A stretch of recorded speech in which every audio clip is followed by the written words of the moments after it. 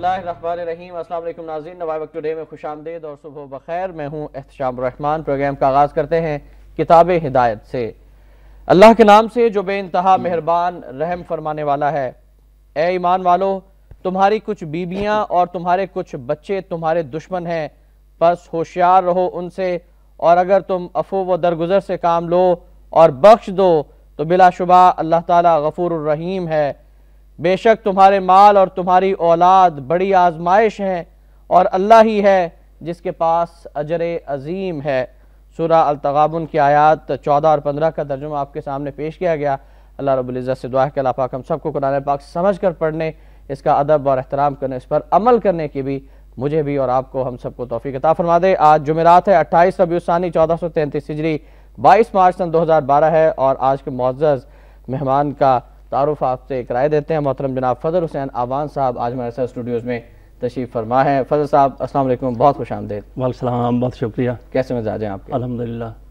اور آپ کی اجازت سے ہم سب سے پہلے بات کرنا چاہیں گے کرکٹ کے حوالے سے، اور ایشیا کپ کا ناظرین آج جو فائنل کھیلا جا رہا ہے، خبر یہ کہ ایشیا کپ کا فائنل آج پاکستان اور بنگلہ دیش کے درمیان کھیلا جائے گا، اور کرکٹ کی تاریخ میں یہ پہلی بار ہوگا کہ دو اسلامی ممالک کی ٹیمیں کسی بھی ٹورنامنٹ کے فائنل میں مد مقابل ہو رہی ہیں آج، اور اس حوالے سے بات کریں گے فضل صاحب سے۔ ہاں، یہی نہیں بلکہ یہ ہے کہ آج پاکستان کے ساتھ کھیل رہا ہے۔ پاکستان کے ساتھ کھیل رہا ہے، بنگلہ دیش کے ساتھ نہیں کھیل رہا۔ ہم بنگلہ دیش، حقیقت تو بنگلہ دیش ہی ہے لیکن وہ پاکستان تو ہے ہی، پہلے پاکستانی تھا۔ تو آج ہم انشاءاللہ تعالی ہم جو پاکستانی ہے وہ والے پاکستانی اور ہم والے پاکستانی آج انشاءاللہ تعالی انجوائے کریں گے۔ جو بھی ٹیم جیتے گی وہ ہماری ٹیم ہوگی، اور بہت بڑا دن ہے کہ دونوں پاکستان جو ہے آج ایک بار پھر اکٹھے ہو رہے ہیں۔ بالکل بالکل رائٹ۔ اور اگلی خبر ناظرین، سب سے پہلے lead story supreme court of Pakistan کی ہے۔ بینچ پر وزیراعظم کا اعتراض مسترد، سزا مفروضے نہیں، قانون کے تحت ہوگی سپریم کورٹ۔ 15 ججوں نے رائے دے دی، سوچ لیں۔ جسٹس کھوسا 17 رکنی بینچ کے فیصلے سے باہر نہیں جا سکتے۔ جسٹس ناصر الملک، وزیراعظم جرم کا اعتراف کر لیں، معاملہ پارلیمنٹ بھجوا سکتے ہیں عدالت عظمیٰ۔ اظہار وجوہ کا نوٹس دینے والے جج مقدمے کی سماعت نہیں کر سکتے۔ اعتراض مان لیں تو آئندہ ہر کوئی ایسا کہے گا، رتی برابر بھی نہ سوچے کہ ہم قانون سے ہٹیں گے۔ جسٹس آصف سعید کھوسا، کیا آپ کہہ رہے ہیں کہ بینچ سماعت نہ کرے؟ جسٹس ناصر، جی ہاں، اعتزاز احسن کا جواب، چھٹے آپشن پر سوچ سکتے ہیں مگر ابھی مرحلہ نہیں آیا۔ جسٹس کھوسا، خدشہ ہے مقدمہ مس ٹرائل کی طرف بڑھ رہا ہے۔ اعتزاز، روزانہ سماعت کا فیصلہ بھی کیا گیا ہے۔ اور اس حوالے سے ایک اور خبر ہے، وزیراعظم سید یوسف رضا گیلانی کا بیان بھی شامل کرنا چاہیں گے کہ میرا استعفیٰ معمول کی بات نہیں، توہین عدالت کیس کورٹ کے باہر حل کے حق میں نہیں، سپریم کورٹ سے استثناء صدر ہی مانگ سکتے ہیں۔ وزیراعظم، اسمبلی توڑنے، انتخابات کی تاریخ کا اعلان صدر کے اختیار میں نہیں، الیکشن کا فیصلہ اتحادیوں کی مشاورت سے کریں گے۔ وزیراعظم پاکستان سید یوسف رضا گیلانی نے گفتگو کی گزشتہ روز سبکدوش چیف الیکشن کمشنر سے ملاقات کے بعد۔ سب سے پہلے سپریم کورٹ پاکستان میں زیر سماعت توہین عدالت کیس کے حوالے سے سزا مفروضے نہیں، قانون کے تحت ہوگی، لیکن اعتزاز احسن صاحب کہہ رہے ہیں کہ مقدمہ مس ٹرائل کی جانب بڑھ رہا ہے۔ آج انہوں نے اعتراض کیا ہے بینچ کے اوپر کہ یہ سماعت نہیں کر سکتا، تو ججوں نے درست کہا ہے کہ یہ تو پھر ہر کوئی جس کا مقدمہ ہوگا وہ کہے گا یہ سماعت نہیں کر سکتا، تو پھر کیسے معاملہ چلے گا؟ اور یہ اب قوم کے اوپر، عوام کے اوپر بالکل واضح ہو چکا ہے کہ کیس دراصل ہے کیا، اس میں سے سزا کیا ہو سکتی ہے۔ بالکل صحیح۔ تو حکومت نے اس کے اوپر اعتراض کر دیا ہے، ہو سکتا ہے کل مزید معاملات آگے بڑھیں تو اس کے اوپر بائیکاٹ کا بھی اعلان کر دیں۔ کون بائیکاٹ کرے گا؟ یہ حکومت، جن کو ہو سکتا ہے کہ مقدمے کے بائیکاٹ کے بھی اعلان کر دیں، نہیں جی یہ تو ہم یہ ہو گیا، ہماری بات نہیں مانی گئی، یہ بھی ممکن ہے کہ ایسا کر دیں۔ تو یہاں پہ لیکن وہ جج کہاں جائیں؟ 17 رکنی جج، 2.25 سال پہلے 17 ججوں نے فیصلہ کیا تھا کہ انہوں نے وہاں پہ خط لکھنا ہے، اس میں استثناء کا معاملہ بھی آ گیا تھا۔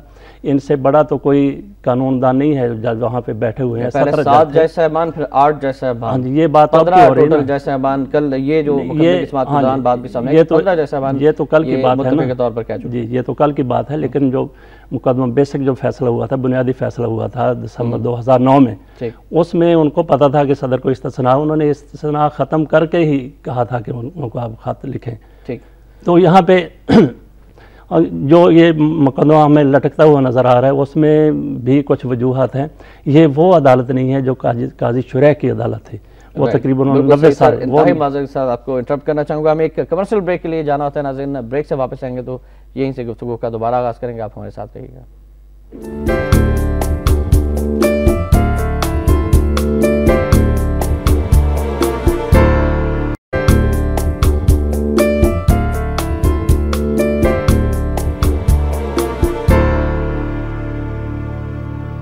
وقت ٹوڈے میں ایک بار پھر آپ کو خوش آمدید کہیں گے. جی فضل حسین امان صاحب. جی میں بات کر رہا تھا کہ یہ ہماری عدالتیں بھی اس قسم کی عدالتیں نہیں ہیں جیسی قاضی شرح کی عدالت تھی. وہ 90 سال تک جج رہے ہیں جی. 108 سال یا 110 سال کی عمر میں ان کی وفات ہوئی ہے. اس طرح کی یہ عدالتیں نہیں ہیں. یہاں پہ خلیفہ اور غلام بلا تخصیص حاضر ہوتے تھے. یہاں ہمارے ہاں تو یہ ہوتا ہے عدالتیں یہ باقاعدہ میرا خیال ہے کہ احساس کمتری میں مبتلا ہیں. اسی لیے یہ بڑے فخر سے کہتے ہیں ہماری عدالت میں تو وزیر اعظم بھی آتا ہے, اور وزیر اعظم آتا ہے تو پھر کچھ جج نروس بھی ہو جاتے ہیں. اور اگلی بات میں یہ کروں گا کہ جب یہ عدالتیں یہ کہتی ہیں کہ ہمارے ہاں ملزم جو ہے جو بھی ہے سب برابر ہیں, کہ ایسا نہیں ہے. وزیر اعظم نے کہا تھا میں پی ایم ہوں, پی این نہیں ہوں. انہوں نے درست کہا تھا. ہماری عدالتوں کے رویے کو دیکھ کے ہی انہوں نے کہا تھا کہ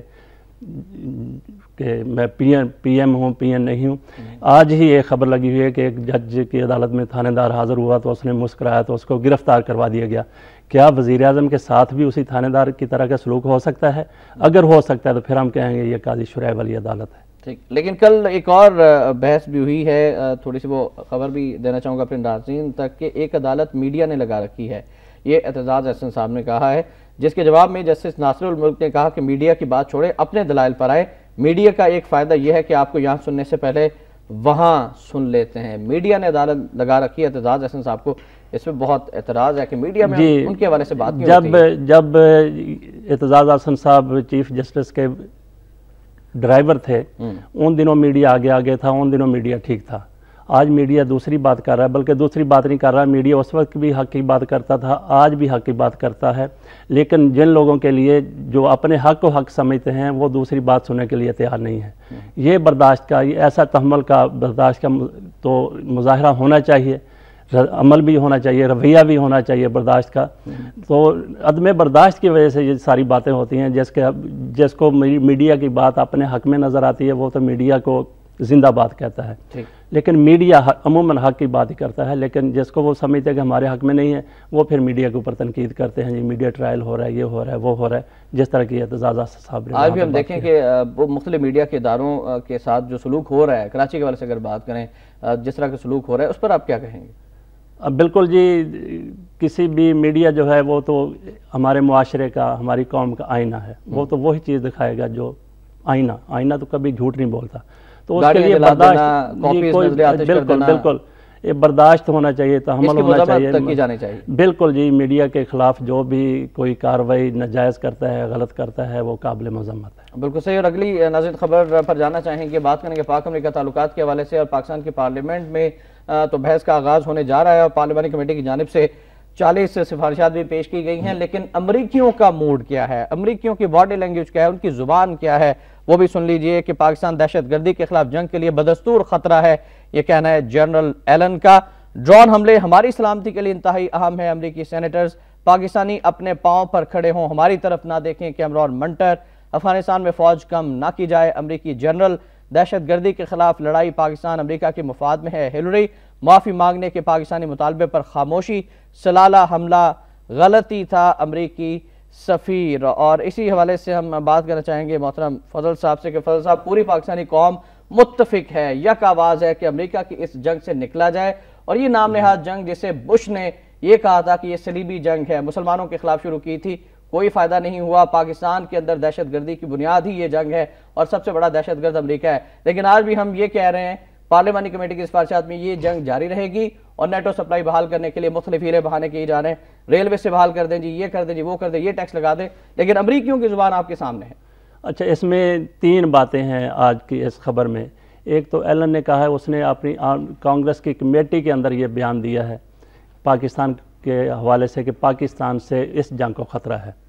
تو اس کے ساتھ ہی انہوں نے ایک بڑی اچھی بات بھی کی ہے کہ ہمیں یہ چاہیے, اس نے اپنی حکومت کو مشورہ دیا ہے کہ ہمیں یہ چاہیے کہ بارڈر جو ہے اس کو سیل کر دیں, پاکستان کے ساتھ بارڈر جو ہے. بڑی اچھی بات ہے, تاکہ وہ بات ختم ہو جائے گی. پاکستان سے دہشت گرد آتے ہیں, انتہا پسند آتے ہیں, آ کے حملے کرتے ہیں. ایلن نے یہ درست کہا ہے. دوسرے ان کے سینیٹرز نے جو کہا جی کہ ڈرون حملے جاری رہنے چاہیے, اس کی مذمت کی جانی چاہیے. مذمت ہی کی جا سکتی ہے کہ کیوں ڈرون حملے جاری رہنے چاہیے, جبکہ تمہارا جرنیل یہ کہتا ہے کہ آپ بارڈر کو سیل کر دیں تاکہ اگر کوئی دہشت گردی کی کارروائیاں ہو رہی ہیں وہ ختم ہو جائیں. اور ہماری عوام کو توقع تھی کہ اس 40 نکات میں یہ نقطہ بھی شامل ہوگا کہ ڈرون مار گرائے جائیں، مسلح افواج کو حکم دیا جائے کہ ڈرون حملے روکے جائیں، ان کو مار گرایا جائے، لیکن یہاں تو ہاتھ جوڑ کر ان سے التجا کی جا رہی. ہاں، اگلی بات انہوں نے جو مینٹر نے انہوں نے بڑی زبردست بات کی ہے پاکستان کے فیور میں بات کی. اس نے کہا جی کہ پاکستان جو ہے اپنے پاؤں کے اوپر کھڑا ہونے کی کوشش کرے، ہماری طرف نہ دیکھے. بالکل صحیح. جیسا کہ آپ کہہ رہے ہیں کہ ہماری حکومت جو ان کی طرف دیکھ رہی ہے. مینٹر نے یہ کہہ دیا ہے کہ، اور ساتھ انہوں نے یہ بھی کہا ہے، امریکی سفیر ہے جو پاکستانی حکومت کا وہ چہیتا بھی ہے، اس نے یہ بھی ایک تو یہ اس نے یہ بھی کہا کہ پاکستان میں لیڈرشپ کا فقدان ہے، اچھی لیڈرشپ نہیں ہے پاکستان میں. ان کا یہ مشورہ ہے کہ پاکستان میں ایسی لیڈرشپ ہونی چاہیے جو اپنے حق کی بات امریکہ کے ساتھ ہمت اس میں ہو، وہ بات کر سکے. موجودہ لیڈرشپ میں ان کے مطابق ہمت نہیں ہے. بالکل، اس سے تو یہ جو 40 نکاتی قرارداد پیش کی گئی ہے، نکات پیش کیے گئے ہیں، آپ نہیں سمجھتے کہ یہ ہمت ہے؟ بہت سارے لوگ یہ کہنے ہیں کہ یہ عوام کی مفادات کو مد نظر رکھ کر پیش کی گئی ہیں، عوامی توقعات کے مطابق ہیں. آپ کیا کہیں گے؟ ہاں جی، اس میں یہ ہے جی کہ اس میں 40 جو نکات ہیں وہ تجاویز ہیں. ابھی وہ پارلیمنٹ میں جانی ہے، پارلیمنٹ دیکھے اس کو بحث ہونی ہے، لیکن اپوزیشن تو اس پر اعتراض پہلے کر چکی ہے. بہرحال پہلی اور آخری بات یہ ہے کہ نیٹو سپلائی جو ہے وہ بحال نہیں ہونی چاہیے. پاکستان کو جیسے بھی ممکن ہے اس جنگ سے نکلنا چاہیے. بالکل صحیح. اور اگلی خبر کی جانب بڑھیں گے ناظرین. اگلی خبر پاک بھارت تعلقات کے حوالے سے ہے، اور خبر یہ ہے کہ بھارت کو 1209 کے سوا تمام اشیاء پاکستان بھجوانے کی باضابطہ اجازت دے دی گئی ہے. دسمبر تک پسندیدہ ترین ملک بھی قرار دے دیں گے، یہ کہنا ہے ہینا ربانی کھر صاحبہ کا. بھارت جانور، نیوز پرنٹ، دھاگے سمیت 137 اشیاء واہگہ بارڈر کے راستے بھجوا سکے گا. وزارت تجارت نے SRO جاری کر دیا. مسئلہ کشمیر نظر انداز نہیں کیا. بھارت سے تنازعات کے حل کے لیے راستہ تبدیل کیا. امریکہ سے باضابطہ معافی کا مطالبہ نہیں کیا، وزیر خارجہ کا یہ کہنا ہے. اور تضاد، کھلا تضاد اس اسٹیٹمنٹ کے اندر بہت سارے. جی بالکل جی، انہوں نے کہا جی امریکہ سے جو معافی کا مطالبہ نہیں کیا، ابھی واقعی پاکستان نے ایسا کچھ زبانی کلامی کہتے رہے ہیں کہ جی امریکہ معافی مانگے گا، کسی جنرل نے کہہ دیا، وزیر فلاں نے کہہ دیا، ایسا کہتے ہیں جب تک معافی نہیں. باضابطہ یہ ہے کہ پارلیمنٹ میں جو ابھی سفارشات گئی ہیں، یہ پارلیمنٹ نے بھی فیصلہ کرنا ہے کہ امریکہ کے کیا کیا مطالبات اس کے سامنے رکھے جانے چاہیے. یہاں تک وہ ہمیں پتہ ہے کہ وہ کس قسم کے ان کے مطالبات ہوں گے. فائنل سفارشات جو ہوں گی وہ کافی اندازہ ہے کہ کس قسم کی ہو سکتی ہے، جیسا کہ پہلے ہوتی تھی، اور پھر امریکہ کو خوش کر دیا جاتا تھا. پھر سارے جو ہے نا ڈر رہے ہوتے تھے کہ امریکہ بہادر کا نام اس قرارداد کے اندر نہ آ جائے جس سے امریکہ ناراض ہو جائے. جی باقی انہوں نے محترمہ نے جو بات کی ہے، مسئلہ کشمیر کو نظر انداز نہیں کیا گیا، یہ قطعاً غلط ہے. بالکل یہ بے بنیاد بات ہے، اس کا کوئی سر پاؤں نہیں ہے. کہ جب آپ ایک دشمن کو، آپ کا ازلی دشمن ہے، ابدی دشمن ہے، کشمیر میں وہ قتل و غارت اس کی جاری ہے، 7.5 لاکھ افواج کیا کر رہی ہیں. اقوام متحدہ جنگی تیاریاں اس کی دیکھیں آپ نے، جنگی تیاری کی امریکہ کے ساتھ مل کر راجستھان سیکٹر میں آپ نے مشترکہ مشقیں کی ہیں. آپ دنیا کے بہت بڑے خریدار بن چکے ہیں. یہ وہ دلائل ہیں جو بالکل ثابت کرتے ہیں کہ بھارت ہمارا، یہی ہمارا اس خطے میں بلکہ پوری دنیا میں ہمارا دشمن ہے. تو اس دشمن کے ساتھ اس کو آپ پسندیدہ ملک قرار دے رہے ہیں، اس کے ساتھ تجارت کر رہے ہیں، تو پھر آپ کیسے کہہ سکتے ہیں مسئلہ کشمیر نظر انداز؟ دو طرح کی رائے. ہم اگر یہ کہتے ہیں کہ تجارت نہیں ہونی چاہیے، لیکن ایک حلقہ یہ کہہ رہا ہے، ایک طبقہ یہ کہہ رہا ہے کہ تجارت ہونی چاہیے. جتنی زیادہ تجارت ہوگی اتنے زیادہ دونوں ممالک قریب آئیں گے، مسائل کے حل کے لیے مددگار ثابت ہوں گے.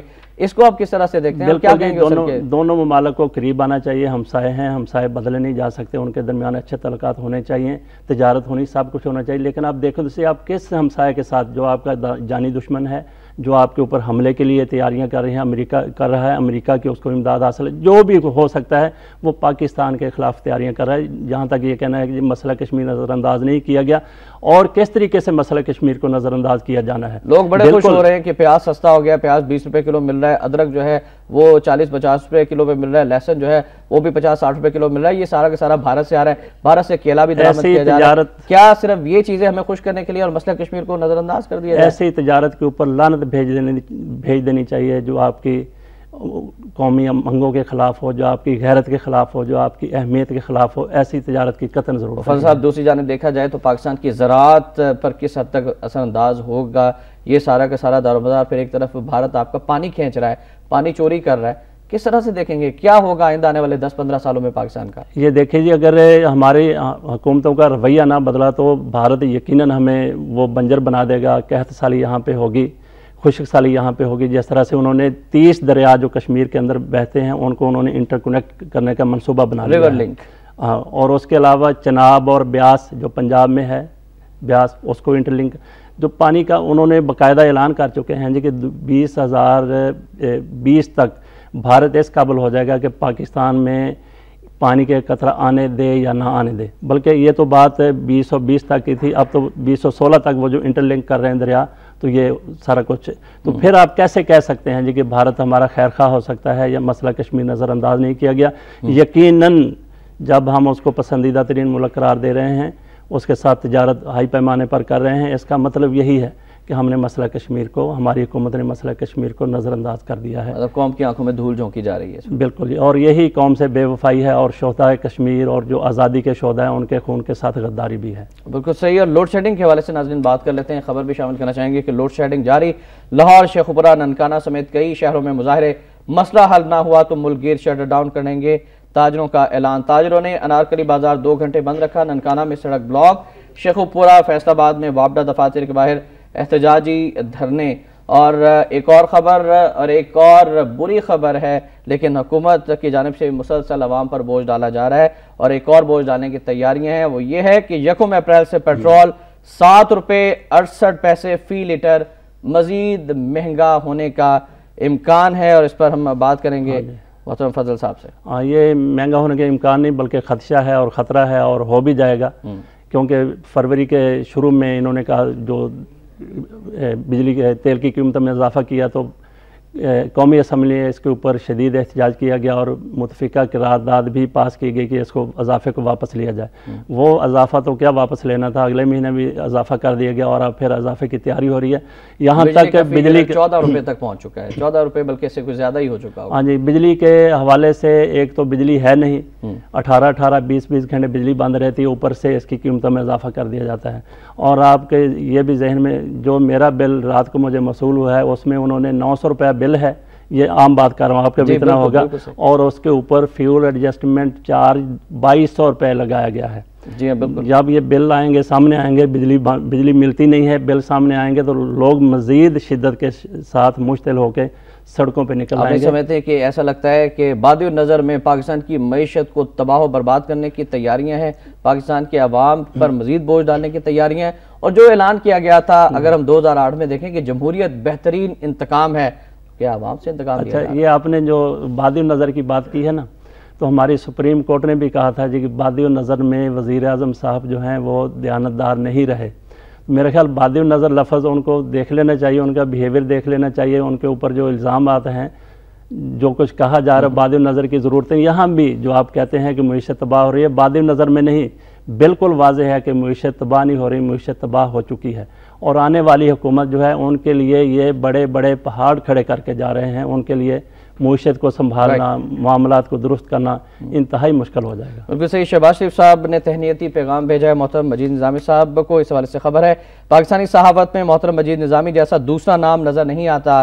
شہباز شریف حکومت اور اپوزیشن دونوں میں رہتے ہوئے محترم مجید نظامی کی بلند کردار سے رہنمائی حاصل کی. مجید نظامی کی عدالت کے 50 برس مکمل ہونے پر وزیر اعلیٰ اور صدر مسلم لیگ نون پنجاب کا تہنیتی پیغام. پھر ایک اور خبر بھی ہے شہباز شریف صاحب کے حوالے سے کہ میٹرو بس سروس سے شہریوں کو بین الاقوامی معیار کی تیز رفتار ٹرانسپورٹ میسر آئے گی. شہباز شریف بس سروس سے لاہور کو نئی شناخت ملے گی اور شہریوں کی زندگیوں میں انقلاب آئے گا. ترقیاتی کام دن رات جاری رکھا جائے.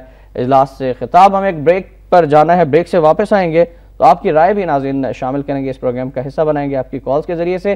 آپ ہمارے ساتھ رہیے گا.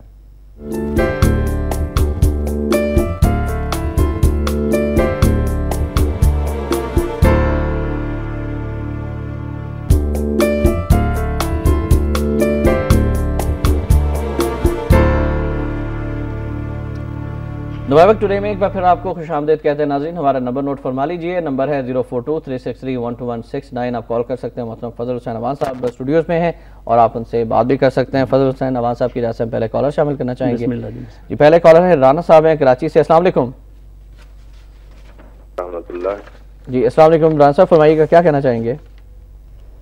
میں کہنا چاہتا ہوں یہ کہ ہماری جو ماشاءاللہ اسمبلی ہے اس میں جو ممبران ہیں اپوزیشن کے ہوں یا حکومت کے، ان کا ایک سلسلہ یہ ہے کہ عوام کو سمجھنا چاہیے کہ جب یہ احتجاج کرتے ہیں نا، اس کا مطلب یہ ہوتا ہے کہ آئندہ آنے والے مہینے میں تیل کی قیمت بھی بڑھے گی اور دوسری چیزوں کی قیمتیں بھی بڑھیں گی۔ یہ پہلے احتجاج کر کے عوام کا ذہن بنا لیتے ہیں، اس کے بعد پھر عوام احتجاج کرتے ہیں، چند دن اگلے مہینے یہ قیمتیں بڑھا دیتے ہیں، عوام بیچارے منہ دیکھتے رہ جاتے ہیں، اپوزیشن کا بھی اور حکومت کا بھی۔ یہ ہماری بدقسمتی ہے کہ یہ لوگ ہمارے اوپر مسلط ہو چکے ہیں، ان کو اللہ تعالیٰ ہی اتارے، کیونکہ جب دونوں گروپ ایک ہو جائے تو پھر وہاں بیچارے کیا کر سکتے ہیں؟ ان کو ہمیں لیڈ تو یہی لوگ کرتے ہیں نا جو اپوزیشن میں اور حکومت میں ہیں۔ ہمیں جب تک وہ اچھا لیڈر اللہ تعالیٰ نہیں دیتا ہمیں ان کے ساتھ ہی گزارا کرنا پڑے گا اور ان کا ہی منہ دیکھنا پڑے گا۔ تو یہ ہمارے سامنے کچھ کہتے ہیں اور پیٹھ پیچھے کچھ کہتے ہیں۔ Thank you very much Rana صاحب، لیکن خدا بھی اس قوم کی حالت نہیں بدلتا جس کو خود پروانہ ہو کہ ہماری حالت بدلنی چاہیے۔ کیا کہیں گے اس پر آپ؟ بالکل جی، یہ ہمارے ہاتھوں کے چنے ہوئے حکمران ہیں، سیاستدان ہیں، اس کے لیے سب سے بنیادی بات یہ ہے کہ ووٹر کو باشعور ہونا چاہیے۔ آپ نے دیکھ لیا کہ ہم کتنے مسائل کا شکار ہیں، حکومت کے خلاف کتنی باتیں ہوتی ہیں، لیکن ضمنی الیکشن ہوتے ہیں تو یہی لوگ سامنے آ جاتے ہیں۔ جب تک ووٹر باشعور نہیں ہوتا اس وقت تک ہمارا، لیکن اس کو باشعور کون کرے گا؟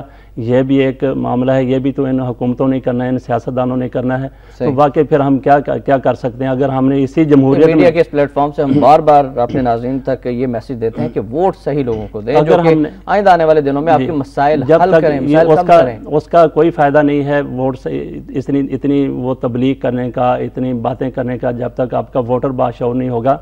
تو ووٹر آپ دیکھیے کہ پہلے بھی کئی بار بات ہوئی ہے کہ بالکل ان پڑھ بندہ جس کی عمر 18 سال ہے اس کا ووٹ ڈاکٹر قدیر خان کے برابر ہے، زرداری کے برابر ہے۔ تو جب تک باشعور لوگ نہیں آئیں گے اس وقت تک ہم پھر یہی اگر ہم نے موجودہ جمہوریت میں جینا ہے تو پھر ووٹر کو باشعور بنانا پڑے گا۔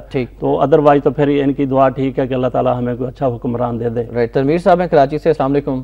السلام علیکم جی تنویر صاحب۔ جناب، میں آپ کو یہ پوچھنا چاہ رہا ہوں کہ لوگوں کا حافظہ کیوں اتنا کمزور ہے؟ یہ جوڈیشری کی آزادی کی بات کرتے ہیں، سب سے پہلے سانگھڑ کے سیشن جج میں بھٹو صاحب نے ان کے چیمبر سے اریسٹ کروا کے ہتھکڑیاں لگوا کے اٹھایا گیا، یعنی یہ وہ ہیں۔ نمبر 2، 6 ہر جو جیل میں بند تھے ان کو وہاں سے نکال کے پولیس مقابلہ دکھا کے بھٹو صاحب کی حکومت میں قتل کیا گیا۔ لاڑکانے کے اللہ دنو شیخ جس نے 70 میں مخالفت کی تھی الیکشن میں 70 میں، اس کو قید کر کے اس کو پیشاب پلایا جاتا تھا پانی کی جگہ۔ یہ سب چیزیں کیوں آپ لوگوں کو نہیں پتا؟ یا یہ سب سینئر اینکر جو ہیں ان کو یہ نہیں پتا؟ ٹھیک، تھینک یو ویری مچ جی تنویر صاحب، بہت شکریہ آپ نے کال کی اور ابھی اس پر بات بھی کرتے ہیں۔ رحیم جعفری صاحب ہیں کوئٹہ سے ہمارے ساتھ، السلام علیکم۔ رحیم صاحب السلام علیکم۔ ہمیں لائن یا تو بزی رکھی ہوئی ہے پھر ڈراپ ہو رہی ہے، نہیں تو ہم کر دیتے ہیں ڈراپ۔ لیکن تنویر صاحب نے جو یہ پوائنٹ ریز کیے ہیں، بھٹو صاحب جیل میں تھے، ان کے ساتھ کیا سلوک ہوتا تھا، پھر کس طرح سے ان کے ساتھ کاروائیاں کی گئیں، اس والے سے آپ کیا کہیں گے؟ انہوں نے یہ بھی کہا ہے کہ انہوں نے کاروائیاں کی، ان کے ساتھ کاروائیاں ہوئی ہیں۔ تو یہ معاملہ کہاں سے خراب ہوتے ہیں؟ ہم مغربی جمہوریت کی نکالی تو کرتے ہیں لیکن اس کے اوپر پورا عمل نہیں کرتے۔ اگر ہمارے ہاں آئیڈیل جمہوریت ہو تو بہت سے معاملات ہمارے ختم ہو سکتے ہیں اور ریلیف عوام کو مل سکتا ہے۔ معاملات جو ہیں صرف آج جو جمہوریت کی آڑ میں آمریت ہے، بدماشی ہے، یہی اس کی وجہ ہے کہ ہمارے ہاں بھٹو صاحب کی اس ملک کے لیے بہت سی خدمات ہیں، خاص طور پر ایڈ پی پروگرام کی ہم جب بات کرتے ہیں تو یہ بھٹو صاحب کو ہی کریڈٹ جاتا ہے سب سے زیادہ کہ انہوں نے اس کو انیشیٹ کیا تھا ایڈ پی پروگرام کو۔ لیکن اب بتائیے گا کہ بھٹو صاحب نے یہ بھی کہا تھا کہ کشمیر کے مسئلے پر ہم 100 سال تک جنگ بھی لڑیں گے، لیکن اب بھٹو صاحب کے ماننے والے یہ کہتے ہیں کہ بھارت پسندیدہ ترین ملک ہے۔ کیا وہ بھٹو صاحب کی فلسفی سے انحراف کر رہے ہیں؟ نہیں جی، بھٹو صاحب کی فلسفی سے ہی نہیں بلکہ جو ان کے نظریات دیے گئے ہیں ان کو بھی یہ ماننے کے لیے تیار نہیں ہے۔ یہ بھٹو صاحب کا نام لیتے ہیں صرف اپنی حکومت بنانے کے لیے، اقتدار میں آنے کے لیے۔ بھٹو صاحب کی خدمات اگر آپ گنوانا شروع کر دیں تو پاکستان کو انہوں نے ایٹمی طاقت بنیاد رکھی، کشمیر کے اوپر انہوں نے کہا، اسی کے حوالے سے انہوں نے کہا تھا جی کہ گھاس کھا لیں گے، ایٹم بم ضرور بنائیں گے۔ کشمیر کے حوالے میں ان کی پالیسی 1000 سال تک جنگ لڑنے کی पॉलिसी थी। बाकी कादियानियों को उन्होंने गैर मुस्लिम करार दिया, अब पूरी उम्मत को उन्होंने, इस्लामी सरबराहों को उन्होंने इकट्ठा कर लिया और पाकिस्तान कौम भुट्टो साहब को सलाम पेश करती है इन तमाम कामों पर, और आज भी लोगों के दिलों में भुट्टो साहब का नाम इज्जत और एहतराम से लिया जाता है। लेकिन हम बात कर रहे हैं मौजूदा हुकूमत की। बिल्कुल जी, मौजूदा हुकूमत ने उनकी विरासत तो अपनाई है, यानी जानशीन तो उनके बने हैं, लेकिन उनकी पॉलिसियों के ऊपर अमल दरामद। और कादियानियों की आपने बात की, एक सेनेटर जिनका ताल्लुक MQM से है, उन्होंने ये बयान दिया है कि कादियानी मुसलमानों से बेहतर हैं। देखिए जी, ये तो हम तो ऐसा नहीं कह सकते, वो उन्होंने पता नहीं किस इखलाक के लिहाज से बात की होगी, किरदार के लिहाज से बात की होगी या किसी और हवाले से बात, या देखिए उन्होंने आपकी पार्लियामेंट ने भुट्टो साहब के दौर में मुतफिका तौर पर गैर मुस्लिम करार दिया था। बिल्कुल जी, लेकिन ये एक ऐसा फितना है कादियानी जो कि अपने आप को मुसलमान शो करके मुसलमानों की ही जड़ें काट रहे हैं। अब बिल्कुल जी, ये तो सवाल ही पैदा नहीं होता कि वो मुसलमानों से बेहतर हो जाए या मुसलमानों की तरह ही हो जाए। वो तो एक किस्म के नहीं, वो डेफिनेटली वो तो हमारे मुतफिका तौर पे हमारे उलमा फैसला कर चुके हैं, हमारे पार्लियामेंट फैसला कर चुकी है कि वो गैर मुस्लिम हैं, और कुछ तो उनको मुर्तद भी करार देते हैं, और मुर्तद का आपको पता है क्या सज़ा हो सकती है, और मुर्तद को मुसलमान के बराबर ले आना ये मुनासिब नहीं है। शदीद मज़म्मत भी की जानी चाहिए। नाज़रीन, हम कॉलर्स के मशकूर हैं, लेकिन वक्त की कमी की वजह से मज़ीद कॉल शामिल नहीं कर सकते, और अब बढ़ेंगे आज के नवाब कॉलम की जानिब।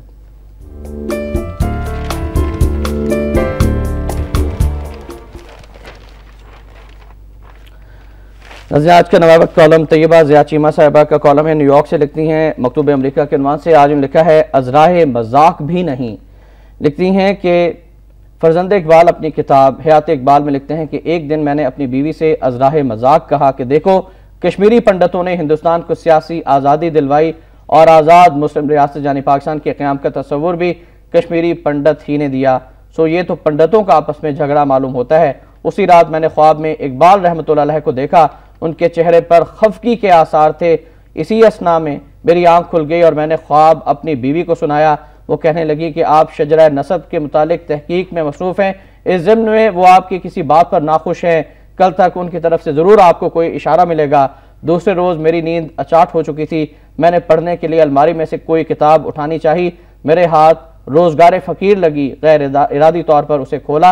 अचानक मेरी निगाहें किताब में क़ते पर जम गईं जिसमें इकबाल इरशाद फरमाते हैं कि बुत परस्ती को मेरे पेश नज़र लाती है, याद अय्याम गुज़श्ता मुझे शर्माती है जो पेशानी पे इस्लाम का टीका है इकबाल, कोई पंडित मुझे कहता है तो शर्म आती है। इस पर मजीद बात करेंगे तैयबा ज़िया चीमा साहिबा से जो हमारे साथ टेलीफोन लाइन पर हैं। अस्सलाम वालेकुम तैयबा साहिबा। वालेकुम अस्सलाम। तैयबा साहिबा, अपने कॉलम के हवाले से मजीद हमारे नाज़रीन को आगाह कीजिएगा। बस ये जो आप पढ़ रहे थे इसको मैंने हवाला बना के यही बताया है कि अल्लामा इकबाल जो थे उन्होंने उनके बेटे ने कहा कि मुझे जवाब मिल गया है इस शेर में, कि अल्लामा इकबाल को अच्छा नहीं लगा कि उन्होंने मजाक में भी चाहे उनके मजहब को और वो पंडित वाली बात करना और वो सारा, और फिर इसमें बताने की ये कोशिश की है अल्लामा इकबाल ने अपनी 3 चरणों की मुसलमान होना। जब वो मुसलमान है तो अपने टीका जो उन्होंने मुसलमानी का लगाया है उसमें उनको फख्र है, और वो मजाक में भी ये चीज बर्दाश्त नहीं करेंगे कि उनके दोबारा हिंदू की कोई उनके साथ नस्ब को याद कराया जाए। और दूसरा जो मुसलमानों के लिए एक अलहदा रियासत का जो उन्होंने ख्वाब देखा था, और उसको भी कोई वो मजाक नहीं है, वो हिंदुओं से अलग एक रियासत बनाने का मकसद ही यही था कि जहाँ पे मुसलमान आजादाना तौर पर अपने मजहब पर प्रैक्टिस कर सकें। तो ये चीज हम लोग जो एक बना ली है ना, हमने पाकिस्तान में कुछ अपने आप को खुद इकबाल से भी बड़े स्कॉलर समझते हैं और आपके मीडिया पे भी आए रहते हैं, और वो कुछ कि पाकिस्तान पे तंज करना, इस्लाम पे तंज करना, या पाकिस्तान को कहना ये इस्लामी रियासत नहीं थी, इकबाल ने ऐसा नहीं कहा था, वैसा नहीं कहा था, नसाब बदल दें, ख्यालात बदल दें, ये सोचते नहीं है कि इससे इकबाल की रूह को कितनी तकलीफ पहुंचती है। और मैंने सिर्फ ये उन किताब में से ये हवाला दिया है कि जब वो ख्वाब में आके अपने सगे बेटे को कहते हैं कि ये बात ना करो, तो हम जो हैं 18 करोड़ अवाम में अगर कोई भी बंदा उठ के ये कह दे कि पाकिस्तान बनना नहीं चाहिए था, या पाकिस्तान इस्लाम के लिए नहीं बना, या अल्लामा इकबाल की शख्सियत पे या किसी बात पे भी करें, तो उनकी रूहें वो हमारे बुजुर्गों की उनको तकलीफ पहुंचती है। بالکل صحیح فرمایا، بہت شکریہ طیبہ ضیاء چیمہ صاحبہ. ناظرین ضرور کالم پڑھیے گا. طیبہ صاحبہ کے کالم کی آخری لائنز بھی آپ تک پہنچانا چاہوں گا کہ مقصد پاکستان اور حصول پاکستان کو مذاق بنا دیا گیا. اقبال رحمۃ اللہ علیہ کے نظریات اور نظریے کو ایک معمہ بنا دیا گیا. قرارداد پاکستان کو کئی مفہوم پہنانے کی کوشش کی گئی. پاکستان کا نصاب تبدیل کرنے کی کوشش کی جا رہی ہے. ملت اسلامیہ کو مذاق بنایا جا رہا ہے. پاکستان اسلام کی بنیادوں پر حاصل کیا گیا تھا، لہٰذا اسلام یا پاکستان کے بارے میں ازراہ مذاق کہی بات بھی محسنوں کی ناراضگی کا سبب بن سکتی ہے. اور آج بعض جماعتیں یہ باتیں کرتی ہیں کہ اقلیت کا لفظ ختم کر دیا جائے، اور بعض جماعتیں جو ہیں وہ جن کو کچھ اختیارات مل گئے ہیں نظام تعلیم کے حوالے سے، وہ قائد اعظم کا نام تک برداشت کرنے کو گوارا نہیں ہے، نصاب سے ان کا نام تک حذف کرایا جا رہا ہے. اور پرویز مشرف کے حوالے سے گزشتہ روز بھی ہم نے بات کی تھی، انہوں نے تو اللہ تعالیٰ کے پاک کلام کی آیات کو ہی حذف کروا دیا تھا، ختم کروا دیا تھا. جو بھی نصاب کی کتابیں تھیں، اس میں کیا کہیں گے اس کالم کے حوالے سے اور موجودہ صورتحال پر؟ بالکل جی، وہ جو نصاب سے انہوں نے آیتیں ختم کروائی تھی، جہاد کے حوالے سے جو مضامین خارج کروا دیے گئے تھے، ان کو دوبارہ بحال ہو جانا چاہیے. اور جہاں تک یہ ہمارے لوگ کچھ باتیں کرتے ہیں، پاکستان کے خلاف باتیں کرتے ہیں، ہمارے قائدین کے خلاف باتیں کرتے ہیں، بانیان پاکستان کے خلاف باتیں کرتے ہیں، ان کو بھی خبر لینی چاہیے. آئین میں کوئی نہ کوئی آئین میں ایسی شک ڈال دینی چاہیے تاکہ ان لوگوں کی حوصلہ شکنی ہو سکے. اور یہاں تک وہ کہتے ہیں اقلیتوں کا وہ معاملہ برابر کر دینے چاہیے. قائد اعظم نے ہی اقلیتوں کو حقوق دیے تھے اور ان کے اوپر آج بھی عمل ہو رہا ہے. آپ نے دیکھا ہوگا پنجاب حکومت نے ایک اقلیتی نمائندے کو، کامران مائیکل کو، انہوں نے سینیٹر بنایا ہے. تو ہماری پارلیمنٹ میں ہی اقلیتوں کے لیے نشستیں بھی مخصوص کی گئی ہیں. پاکستان میں اقلیتوں کو یہ نہیں کہنا چاہیے کہ ختم کر دینا چاہیے ان کا معاملہ جو ہے. تو باقی اقلیتیں ہیں، ان کے حقوق تسلیم کیے گئے ہیں، وہ دیے بھی جا رہے ہیں. تو یہاں پہ ووٹ کا حق دیا جائے، ووٹ کا حق ان کو ہے، بلکہ دوہرا حق ان کو ہے. پاکستان کے دوسرے شہریوں کو برابر ہی ہیں. لیکن یہ کہہ دینا جی کہ ہماری جو ایک شناخت ہے پاکستان کی، نظریاتی ملک ہے، ریاست مدینہ کے بعد دوسری یہ ریاست ہے جو ایک نظریے کے بنیاد پر قائم ہوئی ہے، تو اس کا یہ حق چھین لینا یہ بھی مناسب نہیں ہے. پلیٹ فارم سے یہ تجویز دینا چاہیں گے حکمرانوں کو کہ آئین میں ترمیم کی جائے، اور ترمیم کر کے یہ جو بات ایک آپ نے کہی ہے کہ جو بھی توہین کرے نظریہ پاکستان کی یا ہمارے جو رہنما ہیں، جو محسن ہیں، ان کی توہین کرے، ان کے خلاف سزا ہو. اور دوسری جانب نظریاتی تعلیم کو نظام تعلیم کا بنیادی حصہ بنا دیا جائے، قرآن اور سنت کی تعلیم کو نظام تعلیم کا بنیادی حصہ بنا دیا جائے. بالکل جی، بالکل ایسا ہے بھی، کسی حد تک ہے بھی، لیکن مزید بھی اس میں گنجائش ہے، مزید بھی اس میں ہونا چاہیے. بالکل صحیح. ناظرین کالم ضرور پڑھیے گا. ازراہ مذاق بھی نہیں محترمہ طیبہ ضیاء چیمہ صاحبہ کا. اور اب بڑھتے ہیں آج کے نمائے وقت ادارے کی جانب.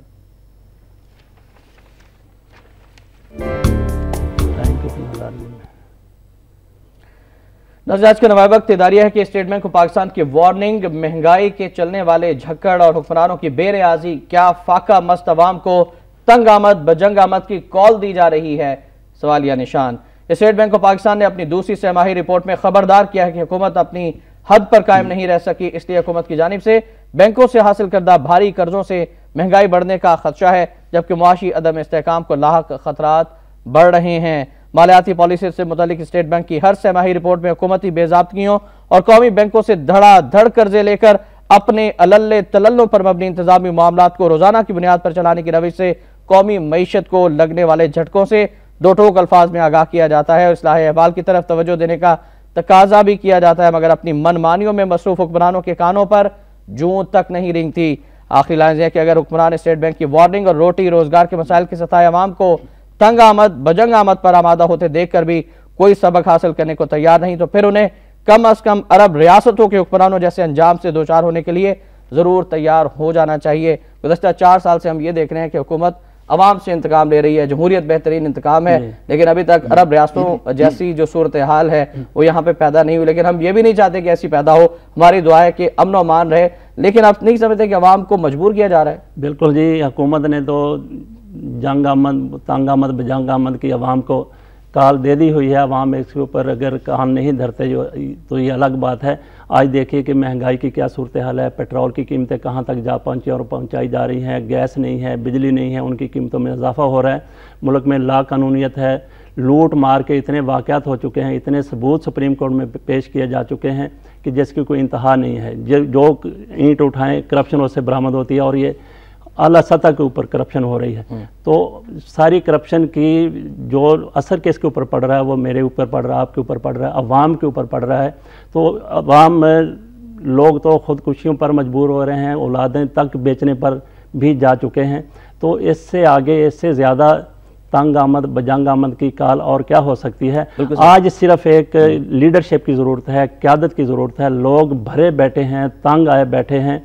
تو ایک لیڈر, لیکن کوئی لیڈر ہمیں نظر نہیں آ رہا, کوئی قیادت نظر نہیں آ رہا, کوئی نظر نہیں آ رہا, نہیں نظر ہے ہی نہیں. اگر ہیں تو وہ سارے ایک اپنے مفادات کے لیے ایک دعوے تو سارے بہت کرتے ہیں, بہت بڑے بڑے دعوے کرتے ہیں کہ میں جو ہے وہ حقیقی رہنما ہوں, میں نجات دہندہ ہوں. ہمارا سب سے زیادہ اعتماد آج کل جو ہے لوگوں کا میاں نواز شریف صاحب کے اوپر ہے کہ وہ اپوزیشن میں ہیں, لیکن جب بھی یہاں پہ سیاست گرم ہوتی ہے وہ باہر جا کر بیٹھ جاتے ہیں اور باہر والے واپس نہیں آتے. جی ایک اور خبر پنجاب حکومت کے لیے لمحہ فکریہ ہے, شجرا ہے آج کے نامہ وقت کا کہ ڈانسنگ کلچر کا فروغ پنجاب حکومت کے لیے لمحہ فکریہ.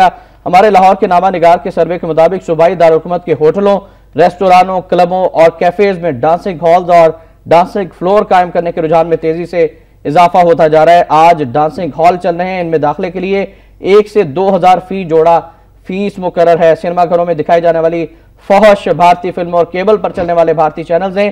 نوجوان نسل کا کردار بگاڑنے میں کوئی کسر نہیں چھوڑی. ایک آپ سمجھتے ہیں کہ کیمپین ہے جو کہ لانچ کی جا رہی ہے, اور ایسا لگتا ہے کہ پاکستانی معاشرے کو بھی مغربی معاشرے کی طرز پر چلانے کی اور اس معاشرے کو تہس نہس کرنے کی ایک سازش ہے.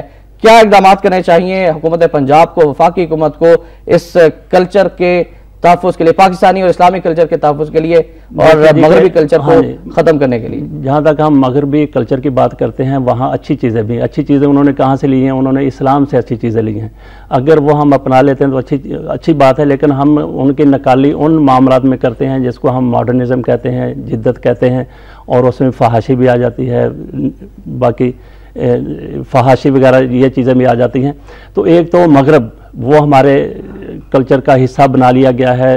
کیبل نیٹ ایسے جو انٹرنیٹ ہے اس کے ذریعے, موبائل فون کے ذریعے, اور ساتھ ہی بھارت کی جو کلچر ہے ہندوانہ کلچر وہ بھی ہمارے ہاں دار آیا ہے, وہ ان کی کیبل کے ذریعے دار آیا ہے. وہ ہمارے ہاں جو بھارتی فلمیں چلتی ہیں اس کے ذریعے ہمارے ہاں آ گیا ہے. تو یہ چیزیں جو ہیں ان کی بہتری ہونی چاہیے. بھارت میں ایک بھی پاکستانی چینل نہیں چلتا, اور ہمارے ہاں درجنوں چلتے ہیں. وہاں پہ وہی چینل چلتے ہیں, وہ بھارت نواز ہے, ایک آدھ جو ہے امن کی.